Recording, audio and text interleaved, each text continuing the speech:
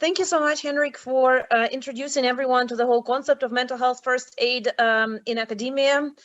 And as you have already mentioned, I chose to establish such a program before there was a mental health first aider institute in Germany. So today I'm going to talk to you about the way how you can do it if in your country, for example, this is not an option. So I think it can be helpful for certain people here. So just briefly about myself, I did my MD in Moscow, and then I worked and did the experimental part in Pittsburgh, US. And then, as Brian already mentioned, I did the PhD in Germany, and then did a postdoc in Germany. Then I have lived for around a year in Lausanne, working for a tech company, and now I'm back to Germany. And so from 2019, I am I'm a co-founder of Dragonfly Mental Health, and we are working on aspects of academic mental health. Today, I'm going to talk about not the experience I had within Dragonfly, but rather my experience within the times when I was postdoc in Dresden. So during my PhD times in Berlin, I have, as Henrik himself as well, also experienced some mental health issues and disease, and there was no centralized support for students when it came to mental health. And also there was absolutely no mental health literacy education for academics. And there was no assisted or like easy path to healthcare professionals, especially for non-German speakers. So of course, all these issues delayed the time for me to reach out to a healthcare professional. And I figured out later it was the same for every other person whom I talked to about it later on. So in 2017, when I joined Max Planck in Dresden, and I became already a postdoc. So as many of you may be aware, postdoc folks typically have more leverage when it comes to organizing some sort of bottom-up grassroots initiatives. So I have noticed that, again, there was no centralized support for students when it came to mental health in my institute. And there was no mental health literacy education, no assisted paths to healthcare professionals.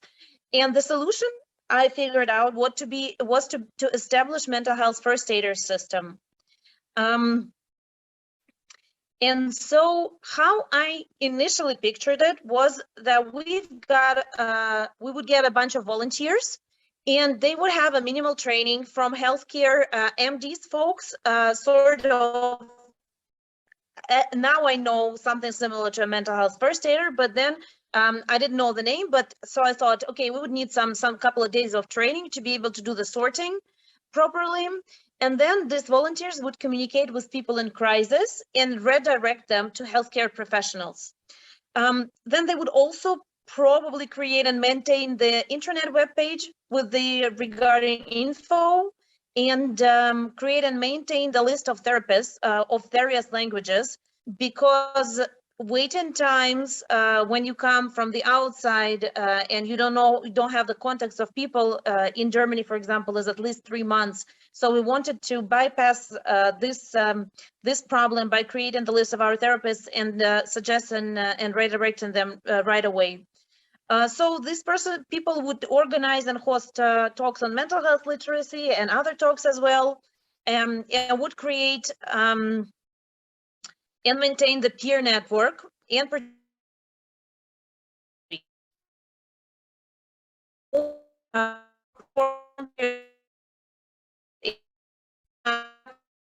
know that these things existed. We had there was no mental health first institute in Germany. So I reached out to a very supportive director in my MPI. His name is Ivan Baines, and he was always very, very supportive of all the initiatives of such kind. And then he said, okay, I see the problem. Let me figure out whom we could contact. And then he contacted Dr. Ilona Kroy. She's the head of burnout clinic in Uniclinic Dresden. And then Ilona Kroy and her team they adapted, we believe, already existing mental health first aider resources, and they created the subsequent training for mental health first aiders and mental health literacy lectures, focusing on academic settings. Unfortunately, it took a very long time because of all the organizational things and creating the program and so on and so forth. Then from the first time I talked to Ivan till the actual training we had was approximately months. And of course, it did take a lot of money. So without the support of Ivan, it would be nearly impossible, because we eventually, the institute paid around 15K. And comparing to the mental health first aider course, which Henrik mentioned, which is around 200 euro, the Henrik's option is much cheaper. Free of charge alternative for us was, and for you still is the Johns Hopkins University course on Coursera, which is psychological first aid. I'll put a link when I'm done with my talk in the chat. So this is something one can do as a volunteer. It's also a short course.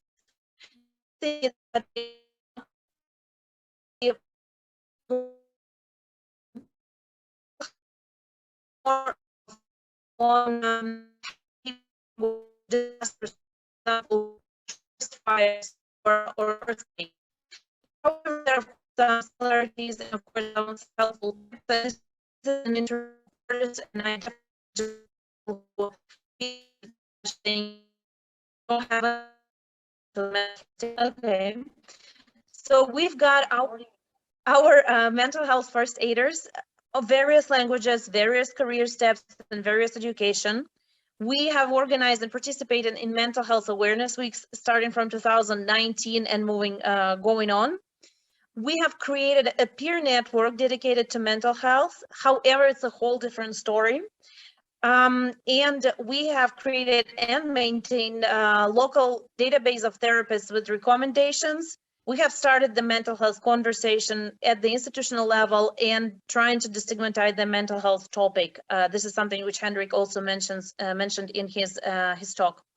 How it looks like when you go to the intranet. So here is the intranet webpage, and when you go to my institute, you see the good research practice. This is the only space we negotiated in the intranet. And there's a so-called mental health initiative. So when you go to the mental health initiative, you see the description, the goal, the contact person, and on the left, you see the parts of this initiative. So for example, right when you go on the first page, you get exact links on where to get the professional help right away. And we believe this was the most important thing which we have achieved, is that someone who would need to get help, get the links at the first click. And then there are other initiatives which we created within the peer network. So it's mental health first aiders. I'll show you how it looks like. Also pre-doc, postdoc tandem, and finding an experienced postdoc when it comes to scientific questions, events, lectures, and seminars, schedule, some useful information, some reports on meetings, and other things. And so this is very similar to what Henrik showed, how the mental health first aiders page looks like. So we've got the person.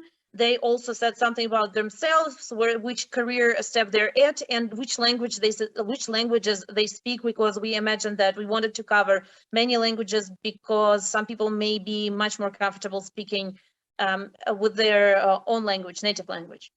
So this is how our mental health first aider webpage looks like in intranet. Pros of this method was that we eventually got mental health first aider system working, and we also got to design it the way we wanted. Since it was locally built and locally promoted, we got an easy access to local help resources, such, for example, as our connection to Dr. Ilona Croy and the Burnout Clinic in Dresden. And this is the way I would suggest, this is the possible way to recreate similar programs in places where the mental health first aiders institutes are still not at place. Cons, first of all, there was a long period of development, now overcomable because we now know how to simplify it, and there's some already things at hand And if you have better connections to MDs and faster connections to MDs at your local places, then it can be probably faster. Also, high activation energy was required because we needed to go to the director. Director needed to approve it. We needed to convince them, and all these things are not like 10 minutes thing. You know, for us it was pretty costly now, which is overcomable also with free of charge courses, for example. Again, it was only possible because we got the faculty support. And also, as a quant, it's semi-sustainable. So for last year, for example, I'm not at MPI anymore. And while we all got this system at hand established, at certain point we'll need to reactivate it. Hopefully, when someone excited and energetic will join, and someone who would be interested in mental health first aid. With this, I'd like to close my part. I'll be happy to answer the questions. If you have any questions, you can always email me at ola@dragonflymentalhealth.org. You can check our YouTube videos and Twitter. We also talk there about peer network, system organization, all these kind of things which you may find interesting. Thank you so much.